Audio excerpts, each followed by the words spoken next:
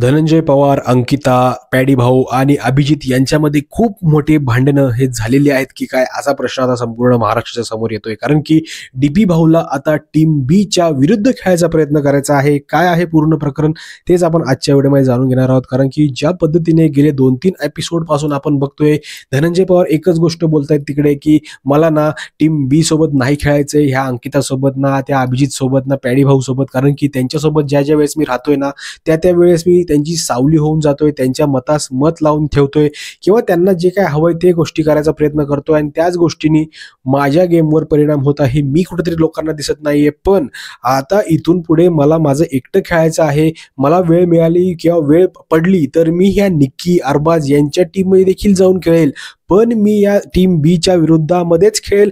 अशा प्रकारच्या गोष्टी टीपी भाऊ तिकडे करतात. आता ऍक्च्युली साहजिक ती गोष्ट, कारण की आता नाही म्हणतात 10च लोक घरामध्ये राहिलेले आहेत आणि इथून पुढे खरंच प्रत्येकाचा गेम हा इंडिव्हिज्युअलच होणार आहे. आता इंडिव्हिज्युअल म्हणजे काय, इंडिव्हिज्युअल असतं त्यांची फक्त मतं, इंडिव्हिज्युअल टीमनुसार मतं होणार नाहीत. फक्त इंडिव्हिज्युअल त्याला जे काय वाटते तो मतं नॉमिनेशनच्या वेळेस टास्कमध्ये अशा प्रकारच्या गोष्टी त्या तिकडे होणार.